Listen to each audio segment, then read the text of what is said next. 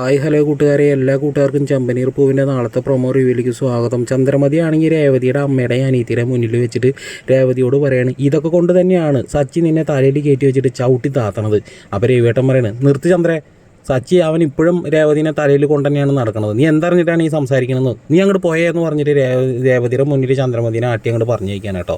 ചന്ദ്രമതി ആണെങ്കിൽ വേഗം അങ്ങോട്ട് എണീറ്റിട്ട് പോകുന്നുണ്ട്. പിന്നീടാണെങ്കിൽ രവിയേട്ടൻ പറയുന്നുണ്ട്, ലക്ഷ്മി നീ ഒന്നും മനസ്സിൽ വിചാരിക്കരുത് കേട്ടോ, അവളുടെ സ്വഭാവം നിനക്ക് അറിയണമല്ലേ എന്നൊക്കെ പറയുന്നത്. സാരില്ല രവിയേട്ടാന്ന് പറഞ്ഞിട്ട് ലക്ഷ്മി രവിയേട്ടനോടും രേവതിയുടെ ഒക്കെ യാത്ര പറഞ്ഞിട്ട് പോണ സമയത്ത് രേവതി ആണെങ്കിൽ ലക്ഷ്മി അടുത്ത് പറയുകയാണ്, അമ്മ എന്തിനാണ് അമ്മ ഇങ്ങോട്ട് വന്നത്, അവരുടെ സ്വഭാവം അമ്മയ്ക്ക് അറിയണതല്ലേ എന്ന് പറഞ്ഞ് നിൽക്കുന്ന സമയത്താണ് നമ്മുടെ സച്ചി അങ്ങോട്ട് കയറി വരുന്നത് കേട്ടോ. സച്ചിനെ കണ്ട ആവശ്യം തന്നെ ലക്ഷ്മി മോനെ സച്ചി എന്ന് പറയുമ്പോൾ സച്ചി ഒന്നും മെയിൻ ചെയ്യാണ്ട് അങ്ങോട്ട് പോകാൻ കേട്ടോ. പിന്നീടാണെങ്കിൽ രേവതി അടുക്കളയിൽ വന്നിട്ട് സച്ചി എടുത്ത് പറയണം. സച്ചി ആണെങ്കിൽ അപ്പോൾ വെള്ളം കുടിച്ചുകൊണ്ടിരിക്കുകയാവും.